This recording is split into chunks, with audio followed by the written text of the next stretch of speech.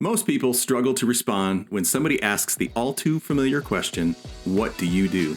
And because of that, they're missing out on marketing opportunities every day. My name is Kurt Stockwell, and as a StoryBrand certified guide with over 11 years of marketing experience, I've helped hundreds of businesses create marketing that actually works. You're listening to the One-Liner Workshop podcast, and in every episode, you'll learn how to create a powerful one-liner that'll make people want to do business with you. Reba is the co-founder and CEO of Custom Pins and Buckles.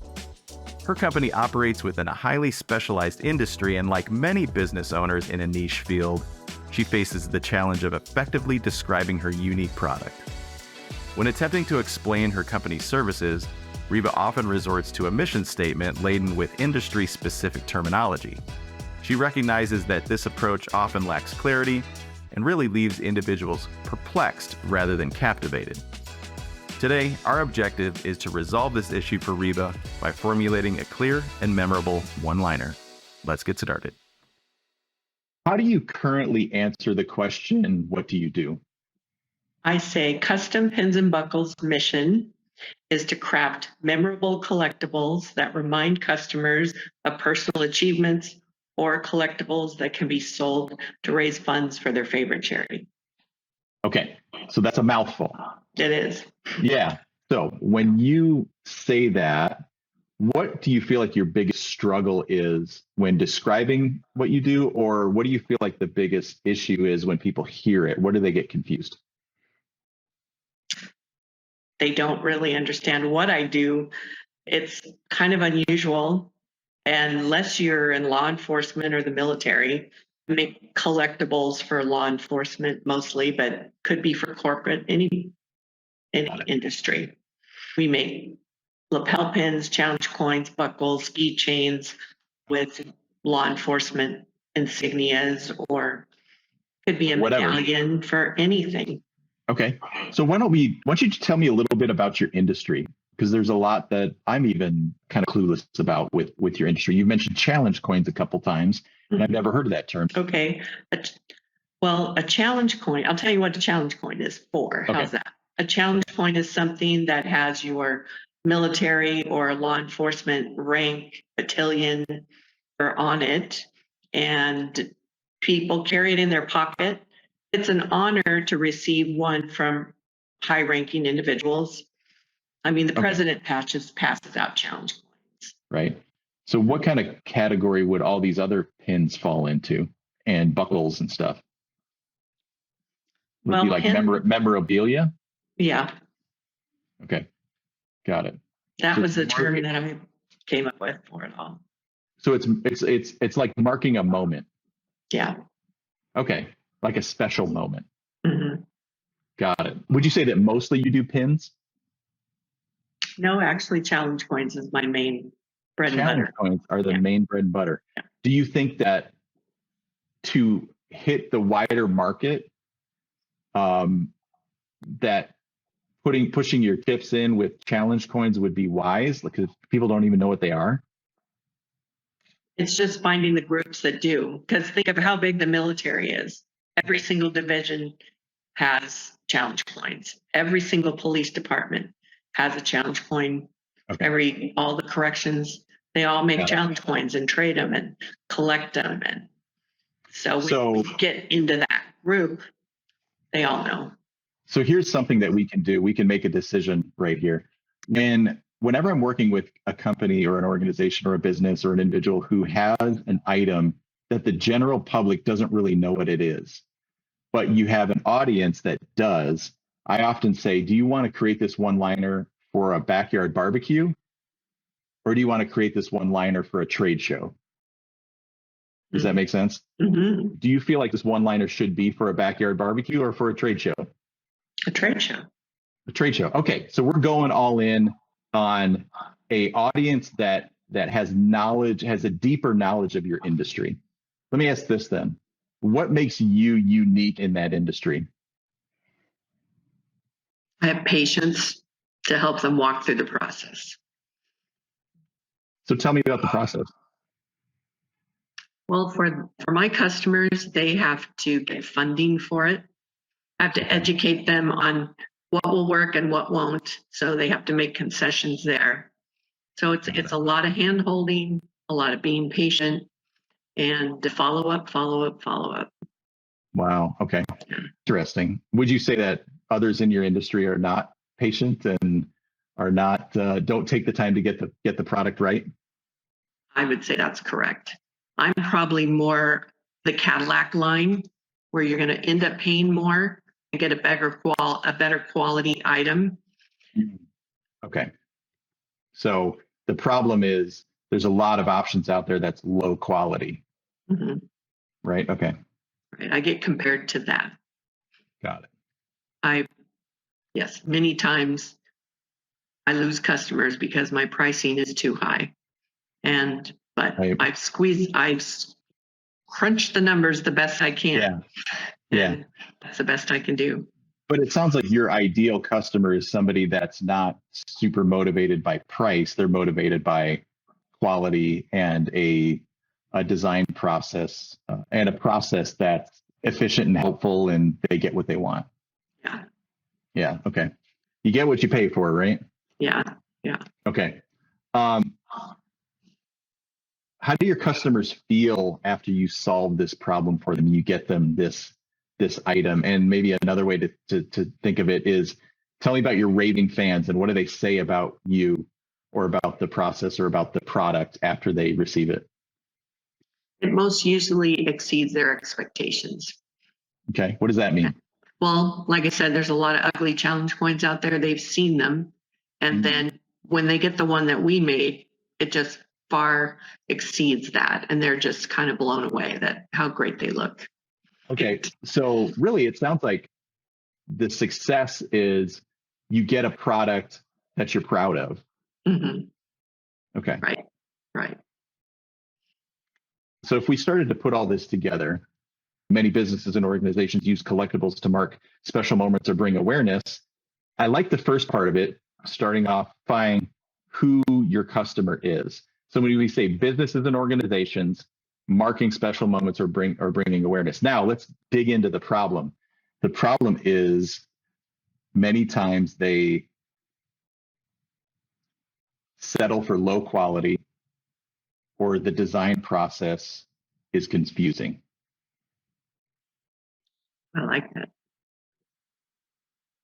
I have to say, it makes me feel better that I see you struggling a little. I feel like I just can't get traction because I just maybe don't really know what I'm doing.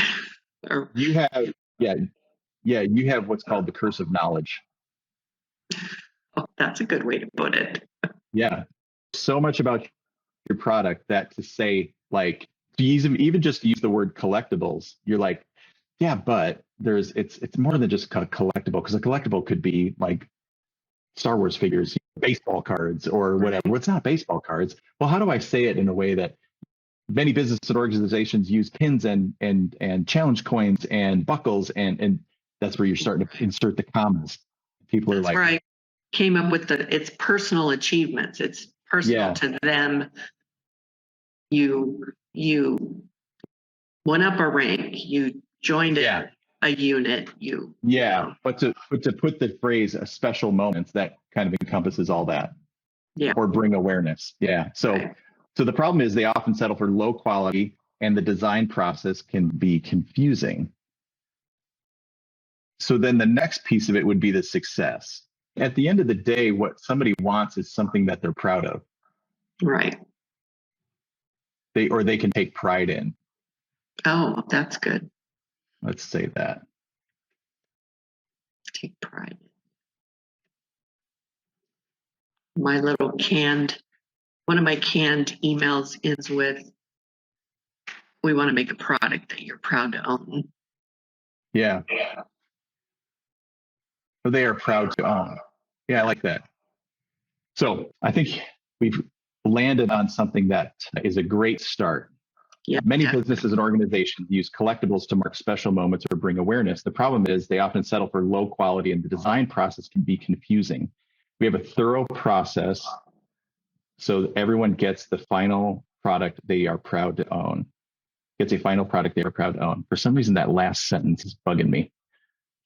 where I'm getting stuck here is we're using the word process twice. The problem is they settle for low quality, or the design process can be confusing.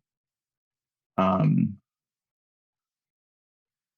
I see. There's process again. We have a thorough system. Yeah. Would you say it's a system? Yeah. At least it is for me. It's the same thing. Yeah. Same. It may not be, it could be clearer to the customer, but for me, it's the same system every time. Fine. You could just say gets an item they're proud to own, because is final a given? Yeah, that's true. It's the end of the process. Yeah. Okay. We have a thorough system, so everyone gets an item they are proud to own. Okay. I like that. So I think we've landed on this. Many businesses and organizations use collectibles to mark special moments or bring awareness. The problem is that often people settle for low quality, or the design process can be confusing. We have a thorough system so everyone gets an item they are proud to own. Now, the desire, again, that we probably both have is to expound on that, But I think that brings enough, that checks enough boxes to go, these are the people I serve, this is the issue that they face, and this is what we do that's unique. Right. So my final question to you is, where do you think you'll use something like this first? Probably put it on my website as a description, or maybe my Instagram account. Mm-hmm. Yeah. Yep. Okay. And where I would put it on your website is the opening header of the website, you could list that, be very specific, collectibles that mark a memory, and then list out the bullet points of what you do. You're like challenge coins, pins, buckles, and you mentioned all of those things. And then as the user scrolls down, they could read this one-liner as the big problem that you solve. So on a website, what you want to do is you want to first help the person identify that they're in the right place. And then the second thing you want to do is establish yourself as an authority who understands their problem. So I wouldn't put this as the very first thing that people see. I would put it as the second thing that they see. Okay. Yeah. And then if you're saying we have a thorough system, then the next thing you would want to do is say, you kind of go through your process. It starts with the material that you use, and then the next thing it goes into the design that's created, and the next thing goes into, or maybe the first thing is like an interview process to figure out what they want. And so kind of you're breaking it down, and then the next thing that you'd want them to see is like, ready to get started, here are the steps. 1, schedule an intake call. 2, decide on your goals. 3, get a item that you're proud to own, or something like that. Yes, I think that would be so helpful. Like I said, I have my system and I know what it is, but I know it's not communicated well to my customer. Yeah. Yeah. And I think, like you said, your big differentiator is your system and your process to get it right. Yeah. Because you're not going to compete against the company that's creating 2,000 of these for a super low price. Right. And it's probably low quality too. Right. Yeah. Because they're just they're going through like a web form, or they're probably some sort of order taking process that's not thorough. That's the thing. Talk to a real person, because that is so true. When I go to competitors' websites, it's all done online. Yeah. You submit your design, you look for prices, all of it. Yeah, there you go. Maybe your call to action is something like, start the conversation, talk to a human. Yeah. Yeah. So cool. Well, hey, this was fun. Well, that's all for this episode. Thank you so much for listening. Follow the One-Liner Workshop wherever you listen to podcasts.